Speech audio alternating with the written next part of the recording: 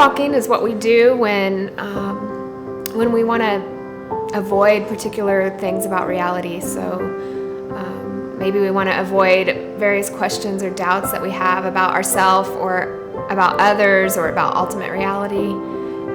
Perhaps we're avoiding particular pain that we don't want to deal with, and so we sort of find a way to numb out and cruise through life in a way that is not quite aware and alert and awake. And I think of that as sleepwalking, just kind of coasting through life, not fully aware, awake, alert, paying attention to what's real.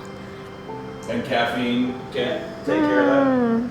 I think caffeine just has the effect of helping me move through life a little faster, but it doesn't necessarily make me more aware and mindful of what's happening in my life and in my reality. I'll never forget when I woke up. I realized that I'd been sleepwalking for nearly all my life. I had been working for many years in social justice, working with children living on the streets, children with HIV and AIDS, former child soldiers and war brides, and survivors of trafficking. And that was really intense work. And I woke up after kind of coming to the end of myself in that line of work, realizing that I had limitations and I was struggling to really continue in the way that I had been serving in the world. And so as I started to wake up, I started to realize that there was a whole lot of mental chatter going on in my life. I'd just be hanging out with friends, and it was as if everything I was doing and saying was being filtered through this inner dialogue with myself. And I thought, gosh, what must be wrong with me? Does anybody else have this experience? And I started to realize that all that mental chatter was really draining a lot of life out of me, and it was really causing me to not be as present to the people that I was with. So I started to realize that was going on, and then I realized, wow, this must have been going on for a very long time, and I didn't even realize it. And so that's what I mean by sleepwalking, in a way that there's this whole other reality internally that's going on that we spend most of our life not even aware of. And so when I woke up to all that mental chatter, I realized that I wanted to be more free of that. And for me, a lot of that mental chatter was around what other people thought about me, and whether or not I was going to have their approval and win their affection. And so I was measuring everything that I was saying and doing and the way that I was coming across so that it would meet a particular expectation of the other, or what I imagined that they would expect or want from me. And so this kind of awareness initially helped me realize that I wanted to live a different way. I didn't want to have to deal with all that mental chatter going on, and I wanted to be more free and more present and more aware. And it was around that time that I met a Cistercian monk named Thomas Keating, who introduced me to the contemplative tradition and a contemplative practice called centering prayer.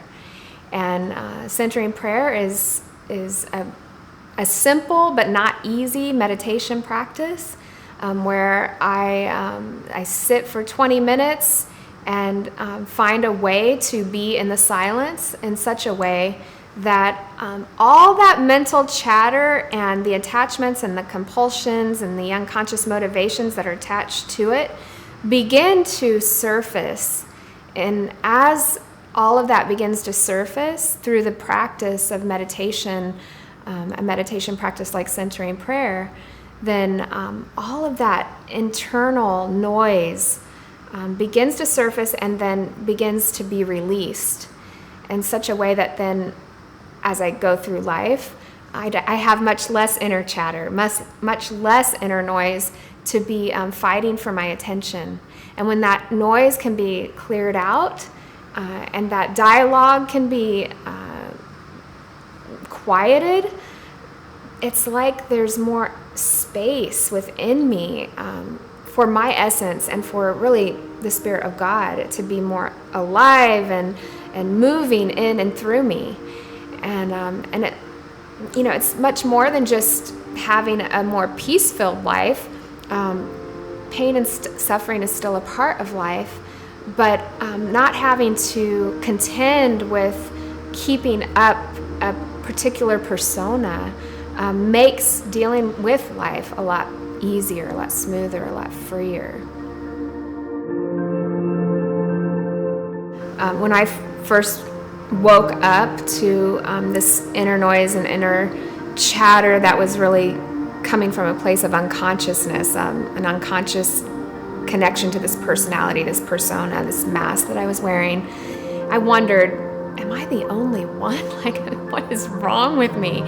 And then, I started to realize I'm not alone in this. Actually, most of life is a bunch of us walking around sleepwalking, like not fully present, not fully aware, but we all have our own inner dialogue that's connected to our various compulsions and attachments, whether that's to be well liked, or if it's to be in control, or if it's to have a certain kind of sense of security.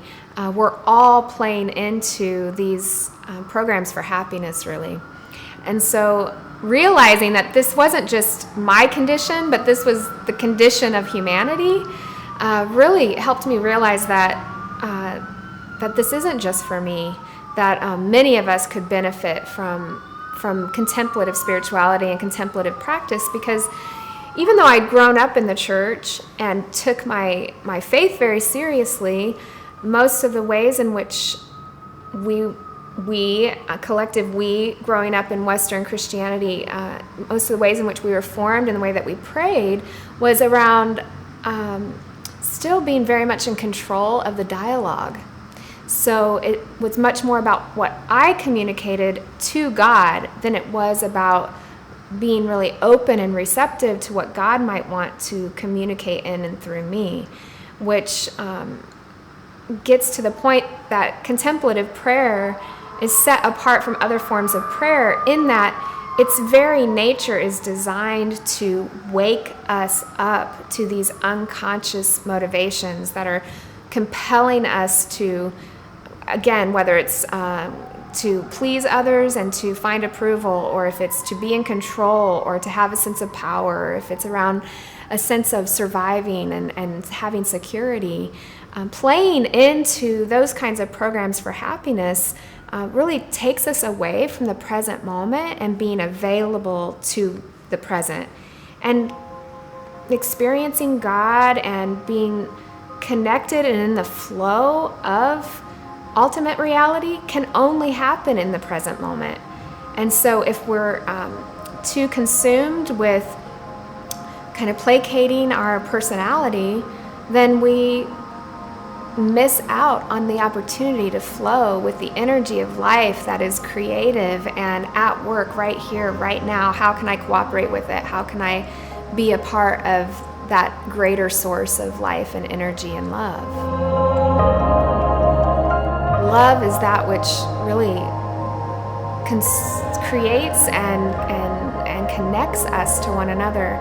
And if we're too self-absorbed in our own crisis of human condition, then we're not able to really be a conduit of that love that is always moving and flowing and connecting and working in and through and with one another,